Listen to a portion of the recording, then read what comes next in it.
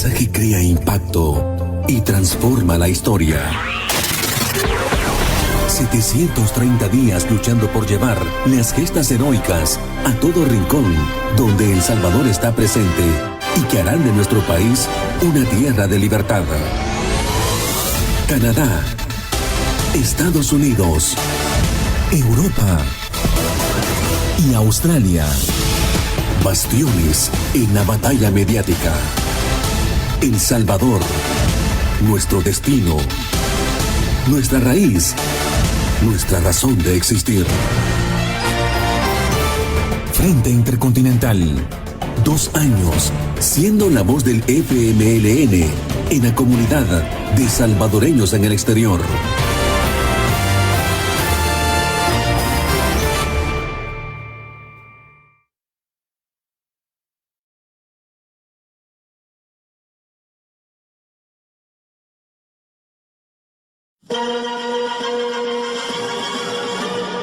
Este es el Frente Intercontinental del FMLN y canal oficial de la militancia en el exterior, rompiendo el cerco mediático y puente de solidaridad internacional con el pueblo salvadoreño. Enviamos un fraternal saludo a toda la militancia del FMLN en el exterior, así como al interior de nuestro querido país, a todos los colectivos del Frente Intercontinental del FMLN en El Salvador, Canadá, los Estados Unidos, Europa y Australia. También un fraternal saludo a todas y todos los salvadoreños en el exterior y a todas y todos los que nos siguen y comparten nuestras transmisiones en cualquier parte del mundo. Comenzamos.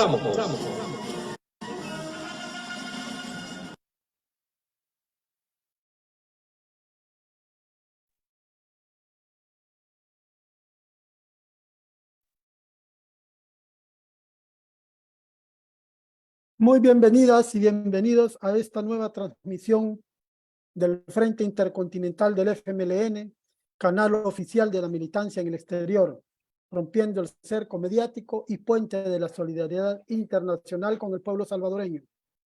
Mi nombre es Hernán Hernández, del colectivo digital de Estocolmo, Suecia, y me acompaña en los controles el compañero Rubén Cuenca, del colectivo digital de Europa, del Frente Intercontinental del FMLN. También este programa se estará transmitiendo en Radio Latinoamericano, vivenciales por salvadoreños en el exterior. También les vamos a transmitir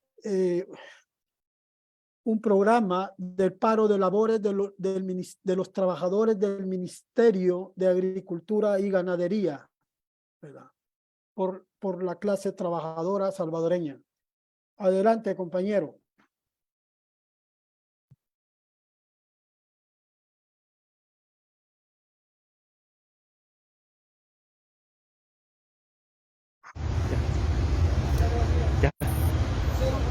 Buenos días, compañeros y compañeras, trabajadoras del Ministerio de Agricultura y Ganadería y al pueblo en general.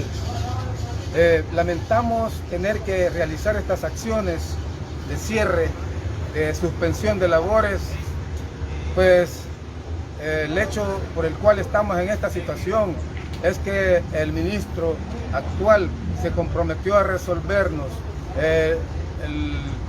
la cláusula número 47 de nuestro contrato colectivo, que reza que tenemos derecho a un bono en este mes de diciembre.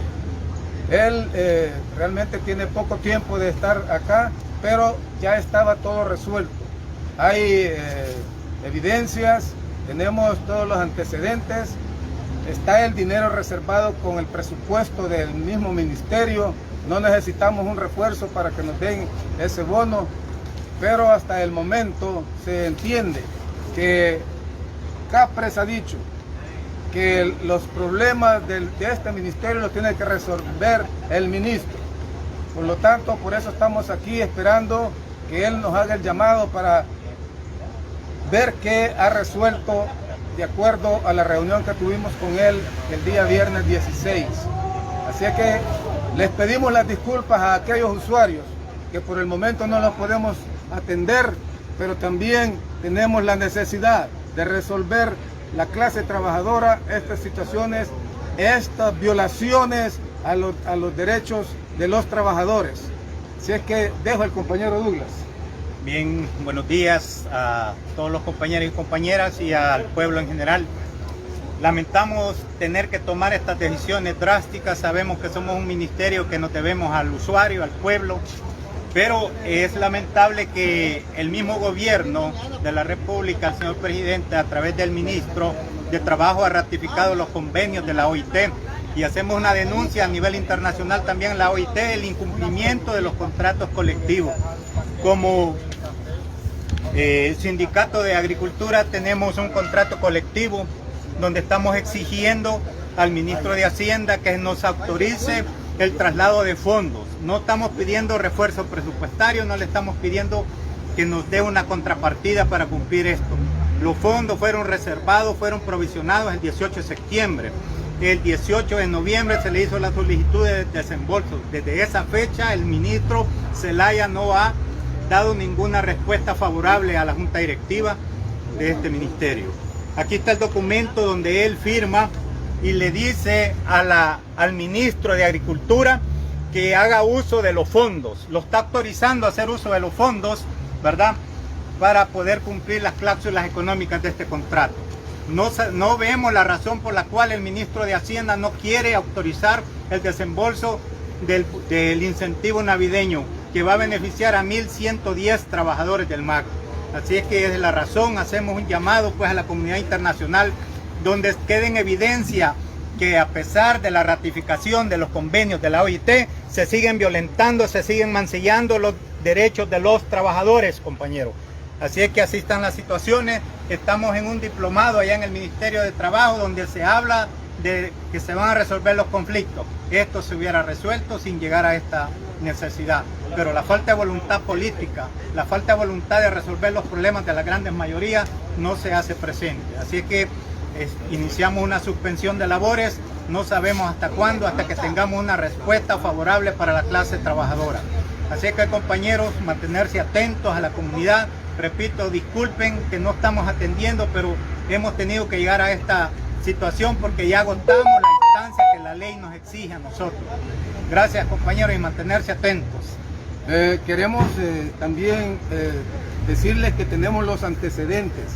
No es algo inventado por los trabajadores. El 1 de septiembre recibimos todos en nuestros correos este mensaje de la administración en donde ellos nos estaban diciendo que nos iban a dar este bono navideño en diciembre. Es más, negociamos que solo fuera el de diciembre debido a que el presupuesto siempre dicen que no hay para la clase trabajadora. Así es que lo negociamos para que se entregara nada más el de diciembre. Y ahora nos resultan con que no nos han resuelto esa situación. Teniendo todo listo, todo preparado, solo de aflojar, como decimos en buen salvadoreño, la situación de los fondos. Yo creo de que el pueblo nos debe de entender, pues esta situación se está complicando, ya que la canasta básica se ha duplicado, ya los salarios no son suficientes para mantenernos. Por lo tanto, esto es un paliativo para que los trabajadores tengamos una cena navideña con nuestras familias. Así es que, pueblo salvadoreño, las disculpas del caso y ojalá que el funcionario, el titular de esta cartera de Estado pueda estarnos viendo y escuchando para que nos llame y nos dé la solución que esperamos y que él se comprometió el día viernes 16. Gracias. Bueno, compañeros, así empezamos. Podemos ver ya cómo está la situación aquí en la salida del ministerio. Y como les mencionamos, pues vamos a seguir transmitiendo en vivo. Esténse pendientes en las redes sociales y pues vamos a seguir en la lucha, compañeros. No desistan y apoyen siempre estas acciones de su sindicato.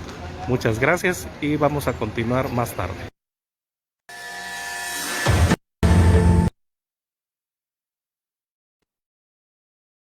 Muchas gracias con esa noticia y además decirles muy buenos días, buenas noches, buenas tardes en cualquier continente donde ustedes nos estén escuchando y viendo. Mi nombre es Rubén Cuenca del Colectivo Digital de Europa del Frente Intercontinental del FMLN y vamos a dar la bienvenida a Silvia Cartagena. Anteriormente ustedes ya han tenido oportunidad de verse con ella, ya la conocen, pero sabemos que hay otros radiotelevidentes que nos están escuchando y para que ellos tengan conocimiento de quién es Silvia, le vamos a pedir que se presente para conocer un poco de su trayectoria, sus funciones y las responsabilidades que en la actualidad tiene en el frente de FMLN. Silvia, los micrófonos son suyos.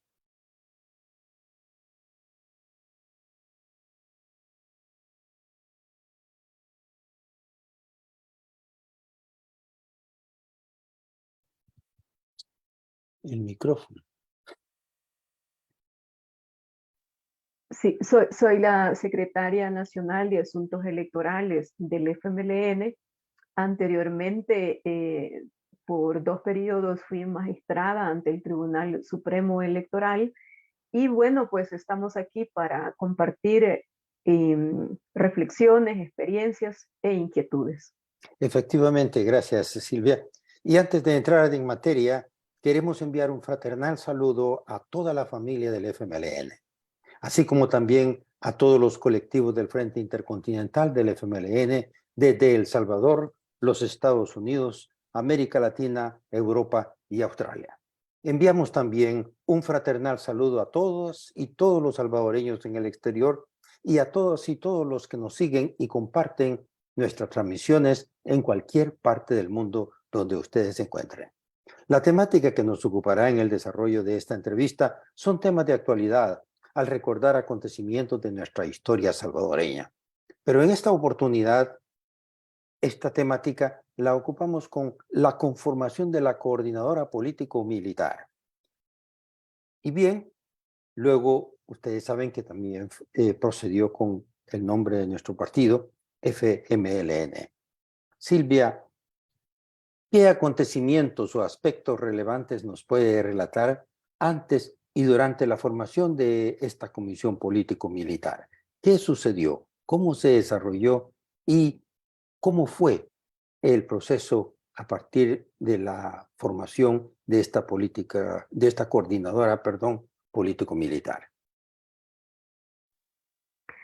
Yo creo que es importante tener presente cómo fue el surgimiento de cada una de las organizaciones político-militares que luego conformaron el FMLN. Quizás la mayoría o todas tienen raíces de las filas del Partido Comunista de El Salvador, otras son desprendimientos de sus mismas organizaciones originarias. Y bueno, desde que surgen las primeras expresiones hasta 1979 hubo bastantes diferencias, aunque un planteamiento político, un planteamiento clasista muy parecido, el de todos, pero habían diferencias de enfoque, de métodos para entrarle a la lucha política. Entonces, eso fue, digamos, lo que marcó y las diferencias fueron tan grandes, ¿verdad? Que tenemos casos emblemáticos como la ejecución de Roque Dalton por sus diferencias con el resto del directorio del ERP, y luego eso produce el desprendimiento y la creación de la Resistencia Nacional, RN. Y a su vez también tenemos el caso de la ejecución de los sindicalistas Jorge Morán Cornejo y de Rafael Aguiñada Carranza del Partido Comunista de El Salvador. Entonces, tenemos esos como antecedentes. Y estaban pues los fraccionamientos, la fuerte división, acusaciones, contraacusaciones. Unos decían que la lucha electoral no era necesaria, no era válida, que la lucha sindical tampoco era necesaria. y otros planteaban que estrictamente la lucha militar pues era como la única alternativa para enfrentar a la dictadura. Entonces, eso eran como los temas de fondo que provocaban aquellas diferencias. Y esto, digamos que se producía en medio de una escalada represiva gubernamental que no hacía distinción entre a qué fuerza se pertenecía. Al contrario, el gobierno de aquellos años lo que hizo fue destacar una fuerza represiva por cada organización. Así la Guardia se encargaba de unos, la Policía de Hacienda de otros, la Policía Nacional de otros y el Ejército de otros. Entonces, ese era como el escenario que se vivía. Había, como digo, habían planteamientos políticos comunes de la lucha. Por ejemplo, o la mayoría decía luchar por el socialismo, pero la manera, el método de lucha, la visión de país era lo que le generaba las divergencias. Y el tema central era el valor de la lucha del movimiento social y popular y de la lucha electoral, que para el resto de organizaciones, pues estos no tenían ningún peso. Con los años, cada organización fue corrigiendo y incorporaron el componente de la lucha social, lucha popular, en cada uno de sus esfuerzos. Y a su vez, tras el cierre de todas las condiciones para participar en los procesos electorales, ante cada vez que se impuso un fraude y más represión, entonces también el Partido Comunista llegó a la conclusión de que se había agotado esa vía y que había la suficiente maduración en el pueblo para dar los pasos siguientes hacia el viraje de la lucha armada para enfrentar a la dictadura. Es como en 1977, 78 y 79 se van produciendo más estos esfuerzos. Surge el Bloque Popular Revolucionario BPR, el Frente de Acción Popular Unificada, el FAPU, las Ligas Populares 28 de febrero, y va agarrando fuerza el movimiento social y popular en las calles. Y de manera clandestina, pues actuaban las 5 organizaciones. Todo esto se daba entre un estira y encoge quién era la mejor organización, quién era la más revolucionaria, la más combativa, etc. Y entonces, digamos, se dieron una serie de acontecimientos en la región, como fue el triunfo de la Revolución Popular Sandinista el 19 de julio de 1979. Y el Frente Sandinista, que venía de una experiencia también de divisiones internas, y que lograron superar eso mediante el acercamiento de posiciones de las 3 grandes corrientes, eso les permitió pues tumbar a Anastasio Somoza, el pueblo donde ya los vio unidos a los 3 movimientos, pues se sumó también, y eso facilitó la caída del dictador. Entonces, esas son como las lecciones que nos quedaron a nosotros en El Salvador. Decir que las 5 fuerzas, sin excepción, todas dieron acompañamiento solidario a la lucha del Frente Sandinista. Inclusive hubo compañeras y compañeros que tomaron las armas junto con los sandinistas. Hay compañeras y compañeros que ofrendaron la vida allá, y quienes regresaron pues trajeron todas aquellas vivencias, y eso, digamos, permitió, al calor de la victoria en Nicaragua, permitió tener algunos acercamientos.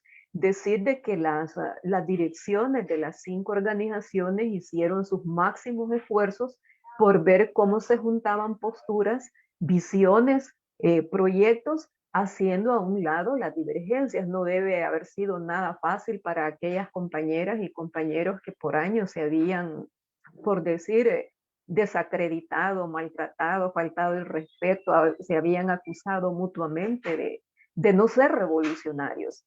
Entonces se da otra situación, se constituye el Foro Popular, donde ya estaban integradas, si no todas, la mayoría de expresiones de organizaciones sociales y populares. Y el Foro Popular pues iba agarrando fuerza, ¿verdad?, sobre la necesidad de trabajar un planteamiento conjunto que aglutinara a distintos sectores, no solamente a las fuerzas revolucionarias, sino a sectores progresistas, democráticos. Ahí habían profesionales, hasta pequeños y medianos empresarios y algunos empresarios grandes, sectores académicos, digamos, un sector progresista de la Fuerza Armada que no acompañaba la escalada represiva. Y se da pues el 15 de octubre de 1979 el golpe de Estado contra el general Carlos Humberto Romero. Siempre se dijo que detrás del golpe había estado pues el gobierno norteamericano. La tradición en El Salvador y me parece que en el continente es que los golpes de Estado los dan ellos, siempre patrocinan. Entonces esto vino como un poco a desencajar porque algunos sectores de las fuerzas revolucionarias, no solo del PC, digamos, se entusiasmaron con que se abría la posibilidad de conformar un gobierno de cambio, pero en realidad solamente quitaron a Romero para poner una junta de gobierno que vino a incrementar la escalada represiva. Entonces, son los elementos pues que fueron como produciendo e imponiendo la necesidad de buscar los acercamientos. O acercábamos las posturas o las acercábamos, no quedaba otro camino. Y aquí el compañero Fidel Castro Ruz hizo enormes esfuerzos para tratar de juntar la mayor parte posible de las organizaciones. En aquel momento solamente se pudo acercar las posiciones de 3 organizaciones, que eran de las Fuerzas Populares de Liberación FPL, la Resistencia Nacional RN y del Partido Comunista del Salvador. Inclusive en algún momento le tocó hablar con uno por uno, luego en bilaterales, hasta que finalmente pues se logra dar ese paso importante del acercamiento de las 3 fuerzas, que fueron las FPL, la RN y el Partido Comunista. Es de subrayar que en esto hicieron sus más grandes esfuerzos de acercamiento Ernesto Jovel y Augusto Coto de la RN, quienes perecieron juntos en un accidente aéreo, pero ya se había consumado, concretado lo de la coordinadora político-militar. También Salvador Cayetano Carpio y la profesora Mélida Anaya Montes por parte de la FPL.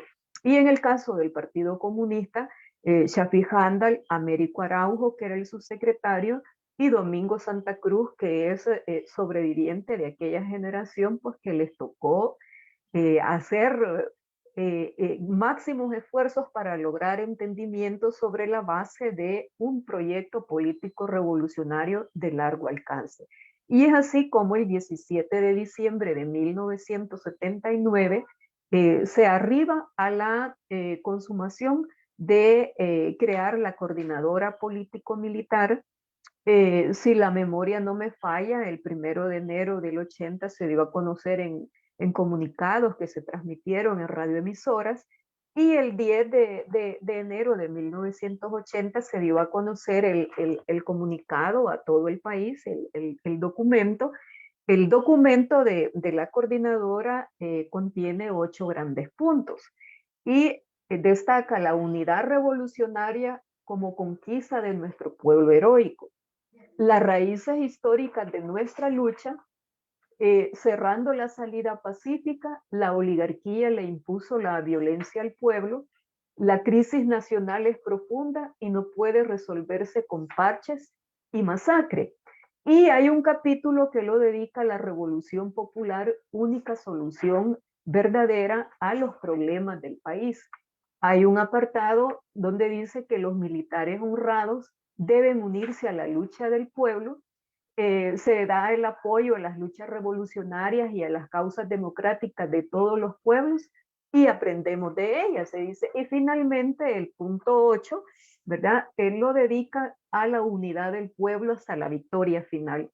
Hago este recorrido porque es importante que conozcamos o recordemos, que refresquemos la memoria, que la construcción de la unidad de las fuerzas revolucionarias en El Salvador, y me parece que de todo el continente, han sido procesos complejos. A veces se ha avanzado mucho con retrocesos, ha tenido sus altas, sus bajas, En fin, y entonces así el documento histórico de la Coordinadora Político-Militar destaca cuatro grandes elementos en su planteamiento de proyecto de país. Aquí está este documento que es como un resumen de la historia del FMLN. Antes del FMLN fue la Dirección Revolucionaria Unificada DRU, y antes de la DRU, que fue en mayo de 1980, pues es la Coordinadora Político-Militar que surge el 17 de diciembre de 1979. Y entonces se plantea varios elementos. Uno es el problema agrario. Recordemos que nosotros como sociedad salvadoreña, nuestros ancestros, nuestros antepasados, fueron despojados de sus tierras a base de represión. Los levantamientos de Anastasio Aquino y de los indígenas y campesinos en 1932 son consecuencia de eso, del despojo brutal de la tierra a nuestros familiares. Luego está el tema de la democracia, la soberanía y la autodeterminación. O sea, los gobiernos de turno han estado siempre al servicio de los intereses económicos en este caso, de la oligarquía, y la oligarquía siempre al servicio de las políticas del gobierno estadounidense. Y luego estaba el tema del concepto de liberación nacional. Eso era un punto común de todas las fuerzas y la lucha por el socialismo. Entonces, el documento histórico recoge pues como el gran compromiso de luchar por todo eso, resolver el problema agrario, asegurar la soberanía y autodeterminación de nuestro país, de nuestro pueblo, asegurar la liberación nacional y la construcción del socialismo. Entonces, este paso tan importante de la CPM, yo quiero dejar en claro que es una diferencia de fondo frente a lo que fue la alianza electoral de la Unión Nacional Opositora. La UNO, ¿verdad?, que jugó un destacado papel en la lucha electoral. Ahí confluían diferentes fuerzas democráticas y progresistas, pero la UNO jugó su papel, mientras que en el caso ya de la unidad de las fuerzas revolucionarias lo veíamos así como un paso superior de proyecto revolucionario encaminado pues a resolver los problemas estructurales que afectan a nuestro pueblo desde hace más de 200 años.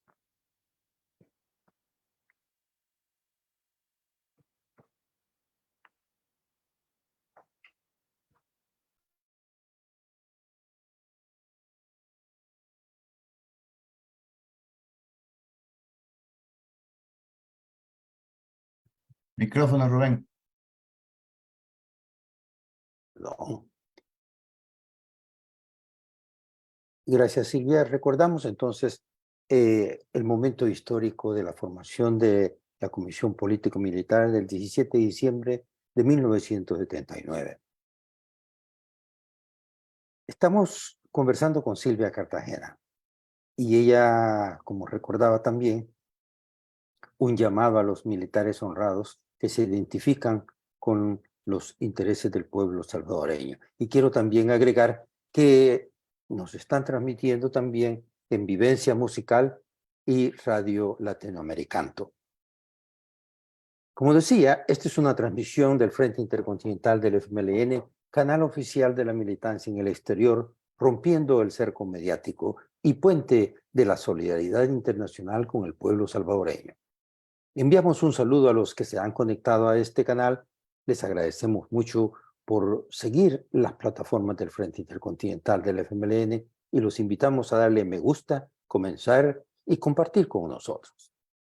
Silvia, ayer, entonces, como hoy, tienen actualidad algunas tareas históricas, como refería anteriormente, el problema agrario, el problema de la democracia, el problema de la soberanía nacional. ¿Qué otras tareas nos puede usted ilustrar como desafío que se tiene a enfrentar por el pueblo en su futuro?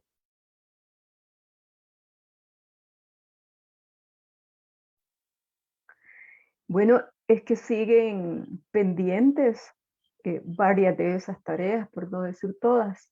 El problema agrario se acentuó con las políticas neoliberales. No solamente se arrebató la tierra a sus dueños originarios, sino que se destruyó la agricultura. Hoy dependemos de las importaciones, porque para el dueño de una parcela resulta altamente caro sembrar, producir, porque los insumos son carísimos, luego compite con las importaciones y eso pues lo lleva a la quiebra, em, todo lo que tiene que invertir muchas veces lo tiene que prestar y la banca no apoya realmente la producción local.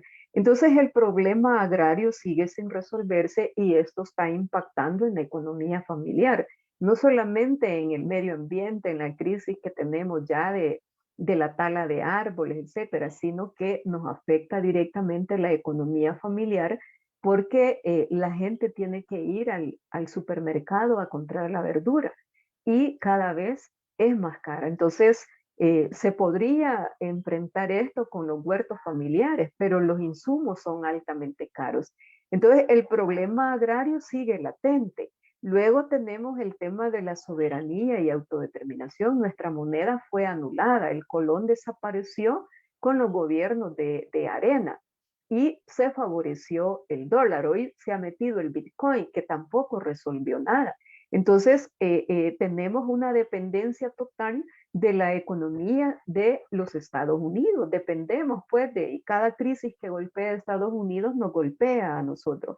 Y luego todas las políticas que se impulsaron a partir de los gobiernos de la derecha y con los gobiernos de Arena se acentuó más esto de poner todo al servicio del proyecto neoliberal, pues se afectó nuestra soberanía y autodeterminación. Durante los dos gobiernos del FMLN se buscó cooperación con otras naciones, se entablaron relaciones comerciales, diplomáticas, en fin, con países que podían, digamos, ayudarnos a resolver el problema alimentario, el problema de falta de infraestructura, etcétera. Sin embargo, a partir de 2019, pues tenemos un desmontaje de todos esos procesos, proyectos, y cada vez más pues dependemos, ¿verdad?, de los vaivenes de la crisis internacional. Y el Bitcoin, que se nos instaló forzosamente el año pasado, pues no vino a resolver nada y por el contrario, vino a afectar la economía familiar, la economía doméstica. Le favoreció a quien maneja el Bitcoin, igual que el dólar le favoreció a los grandes exportadores e importadores, pero la economía doméstica, de la familia que vive de la ventecita, de la remesa, esa pues salió impactada. Y luego todo el tema de la dependencia que se tiene de tecnología. Nosotros no producimos tecnología, nos toca consumirla y eso nos vuelve cada vez más dependientes.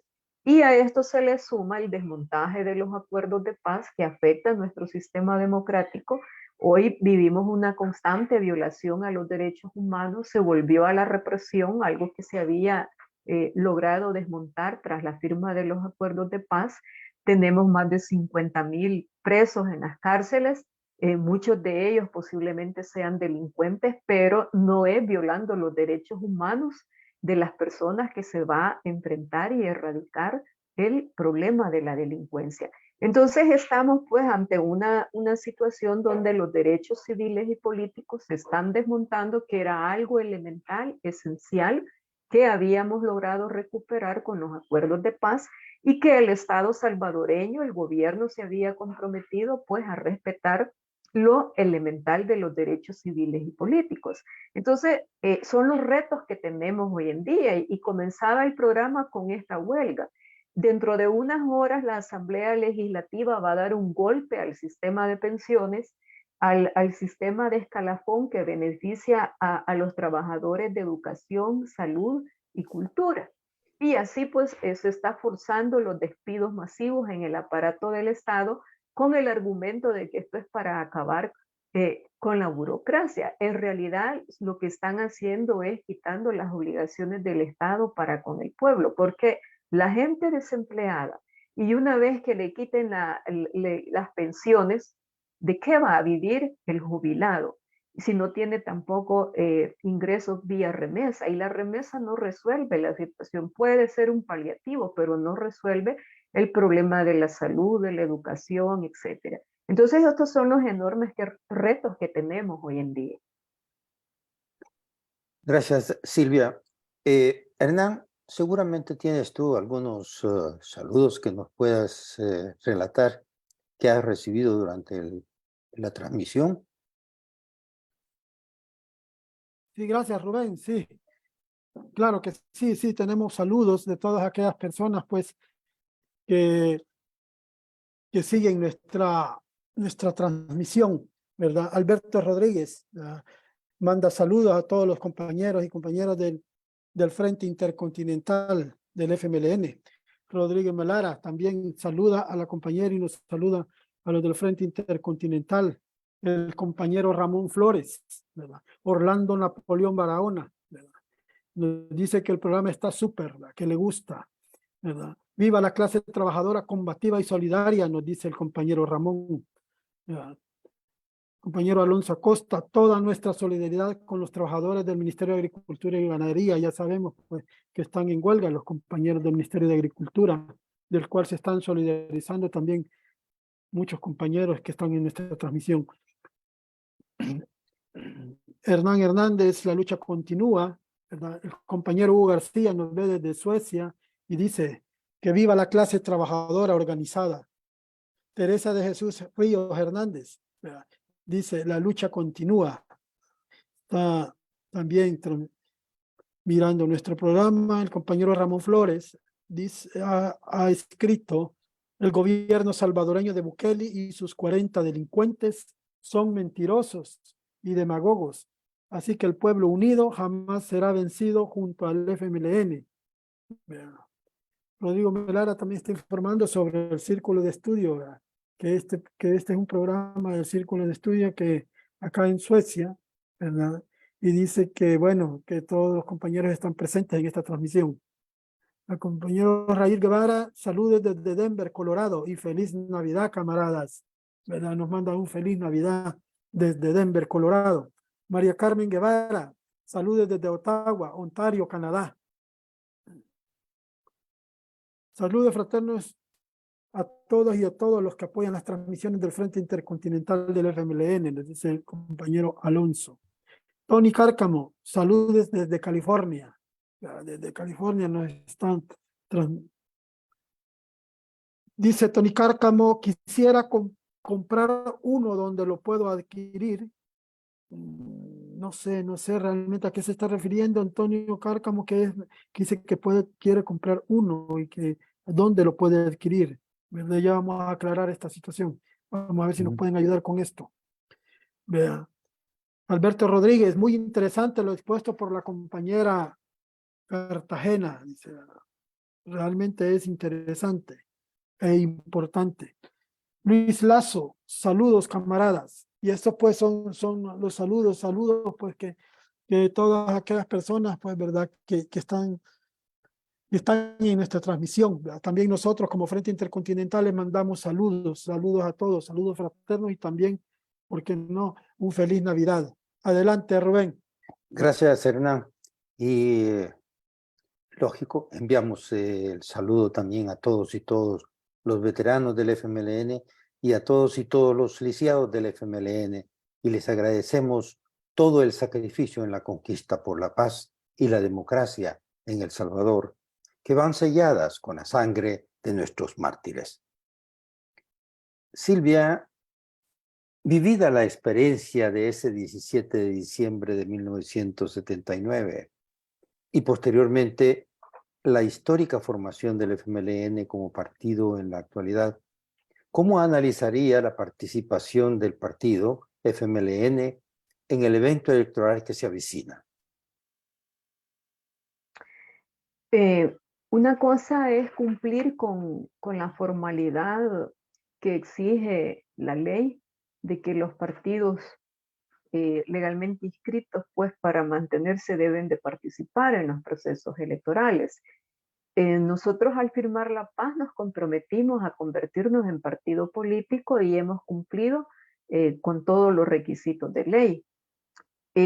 Pero está también planteado el tema de los retrocesos que está sufriendo la sociedad, nuestro pueblo, en materia de derechos civiles y políticos. Se va a un proceso electoral totalmente viciado, con unas reglas que le favorecen únicamente al gobierno de turno, con una autoridad electoral mayoritariamente controlada por Casa Presidencial. Se ha creado un mecanismo del voto del exterior precisamente para manosear desde ahí los resultados. A los partidos se les negó el pago de la deuda política que le correspondía después de 2019 y entonces se va en total desventaja.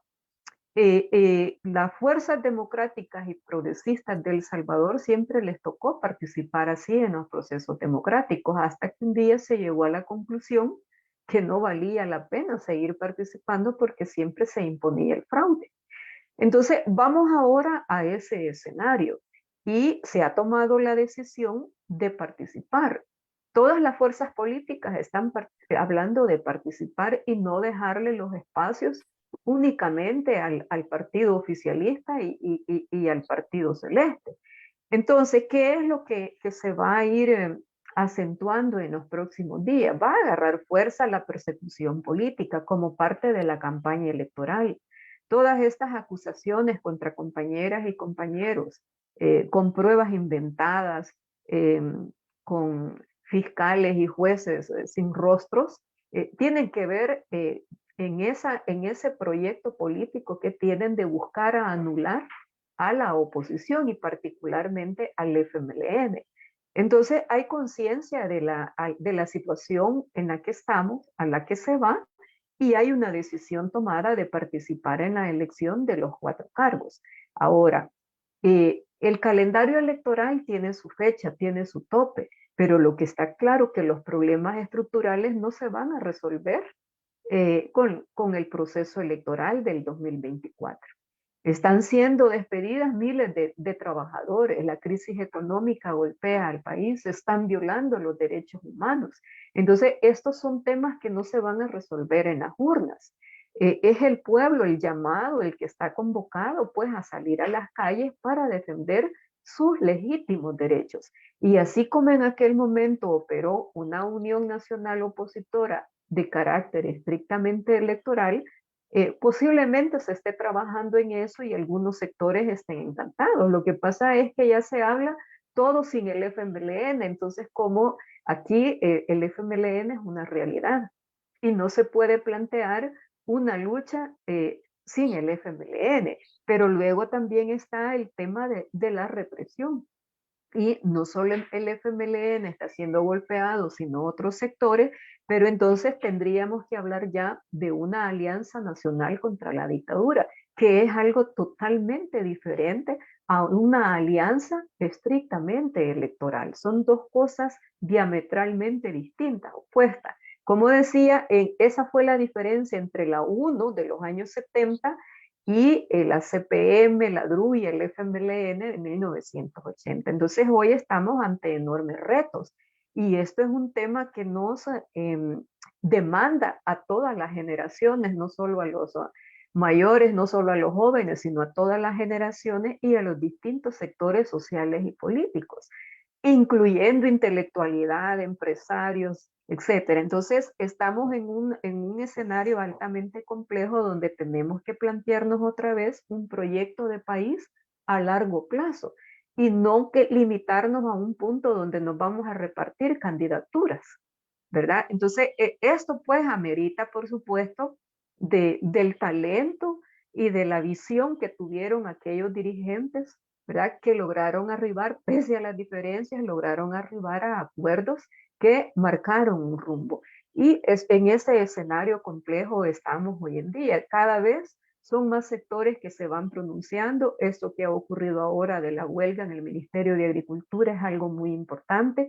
Y así se van a ir dando diferentes situaciones. Ya vimos cómo la comunidad de la Tasajera salió a defenderse, las comunidades en el Bajo Lempa salieron a defender a sus muchachos, y eso es lo que se nos va a ir imponiendo. En simultáneo se lleva el calendario electoral. Gracias, Silvia. El tiempo está corriendo, pero todavía nos queda alguna interrogante. Silvia, no hay duda que la unidad popular en torno a lo que se refiere recientemente es un factor indispensable. ¿Es posible lograr esta unidad ante la crisis económica, política que afecta el país y que predice, y qué es lo que usted puede predecir en torno a la participación social reivindicativa del pueblo salvadoreño? ¿Cuál es su mensaje para con la población salvadoreña, tanto en el interior del país como en la población salvadoreña en el exterior? Yo creo que lo importante es estar organizados, estar conscientes de que tenemos serios problemas acá en El Salvador. En el exterior se proyecta una imagen como que aquí es el país de Alicia de las Maravillas, y tenemos una crisis que golpea cada vez más a la familia salvadoreña. Venimos saliendo del mundial, pero los problemas ahí están. Estamos en las vísperas de la Navidad, acaba de decretar la Asamblea Legislativa un día más de asueto para evitar que la gente sienta el golpe de esto que van a hacer en las siguientes horas, que es golpear a los pensionados, el escalafón a distintos sectores. En fin, entonces tenemos que ver esto con visión de largo plazo y no pensar que se va a resolver allí a la vuelta de la esquina. Y por supuesto, en esto cada uno de nosotros tenemos que poner nuestra experiencia, por decir algo, en el sentido de que la unidad no es venir que yo voy a mandar, sino que es los intereses de las grandes mayorías por encima de los intereses hegemonistas de un grupo, de un sector, de una corriente, etc. Esta fue, creo yo, la audacia y la sabiduría que tuvieron aquellos dirigentes y que debemos pues ir retomando. Y como insisto, esto no es un tema de edades, esto es un tema de todos los sectores sociales, y cada uno de nosotros estamos llamados pues a ser parte de esta movilización popular, movilización en las comunidades, y no solamente estar pensando en el tema de las candidaturas y el proceso electoral. He explicado que es un proceso altamente viciado, con unas reglas que le sirven únicamente al partido de gobierno, al partido oficialista, con un fraude montado con anticipación, ¿verdad? Y los problemas estructurales ahí están sin tocarse. Entonces tenemos pues lucha para largo plazo, ¿verdad? Y en el exterior mucho podría ayudar que se comuniquen con sus parientes acá en El Salvador, que los animen a organizarse, a replicar las denuncias de la violación a los derechos humanos que se da en el país, quizás a organizar plantones frente a los consulados, en fin, pero tenemos que disputar toda la campaña mediática y de mentiras que se ha impulsado a nivel internacional. Se hace creer que aquí estamos bien. Entonces, esos son como los enormes retos que tenemos. Estamos por finalizar el año, un año que ha sido duro, de muchas batallas, de muchos desafíos, y hacia eso nos encaminamos. En la larga historia de lucha de nuestro pueblo, nada nos ha sido regalado, todo se ha conquistado a base de lucha y movilización popular en las calles, en las comunidades. Bueno, hubo 12 años de conflicto armado. Así que eso es pues como un poco el refrescamiento de lo que tenemos, como entender la unidad del pueblo, la unidad de las fuerzas revolucionarias, la unidad del FMLN con el pueblo. Tienen que ir de la mano y no uno por encima del otro. Gracias, Silvia. Y como decía, el tiempo se nos hace breve, tratando de decir, como siempre, prohibido olvidar, porque queremos recordar nuestro pasado histórico para poder entender nuestro presente. Silvia, unas últimas palabras para el pueblo salvadoreño, tanto en el país como en el exterior. De parte de nosotros el agradecimiento, pero de parte suya también.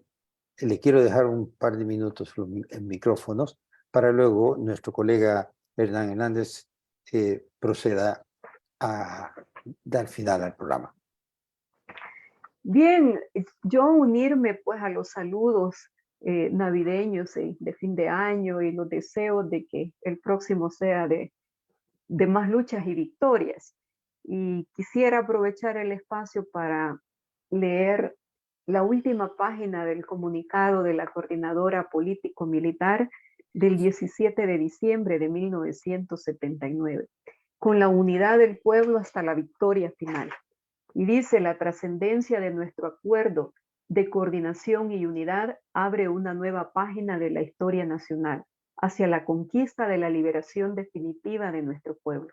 Obreros, campesinos, estudiantes, maestros, empleados, intelectuales progresistas, habitantes de tugurios, pequeños y medianos empresarios, clero progresista, sectores democráticos en general, soldados y oficiales patrióticos, hombres y mujeres de nuestro pueblo, formemos todos la gran unidad hacia la definitiva liberación popular.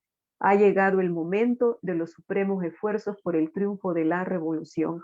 Y firman las tres organizaciones 10 de enero de 1980.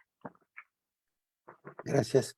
Un llamado nuevamente a la unidad tan necesaria para lograr esas reivindicaciones que tanto hemos recordado. Hernán, los micrófonos son tuyos. Gracias, Silvia, por nuestra parte y hasta la próxima. Hasta la próxima. Sí, bueno, gracias Silvia. Queremos pues saludarte y darte las gracias por esta tarde que has estado con nosotros con este tema tan importante, ¿verdad? Que es pues es sobre la coordinadora político-militar del FMLN, ¿verdad? Que fue creada el 17 de diciembre de 1979 y es parte de nuestra historia, parte de nuestra lucha. Así es que te damos gracias por todo esto, ¿verdad? Y bueno, también te deseamos un feliz Navidad, ¿verdad? Y también a nuestro pueblo le deseamos feliz Navidad desde acá, desde Suecia, ¿verdad? Con mucho amor, con mucho cariño.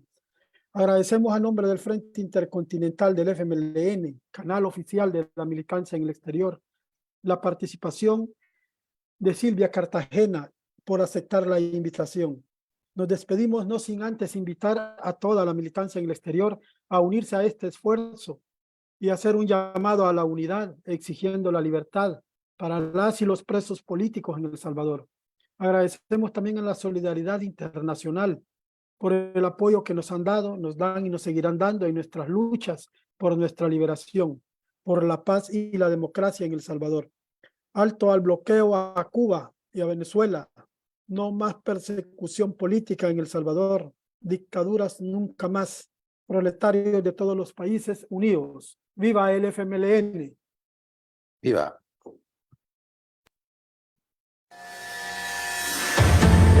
Porque el mensaje crea impacto y transforma la historia.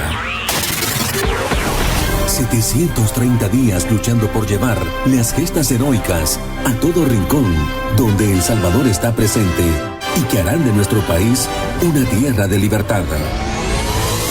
Canadá, Estados Unidos, Europa y Australia. Bastiones en la batalla mediática.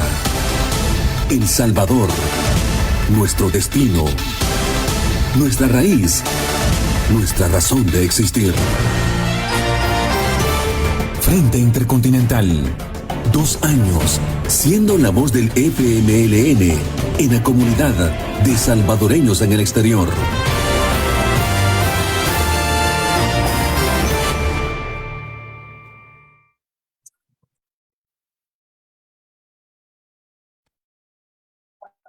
No desconocido.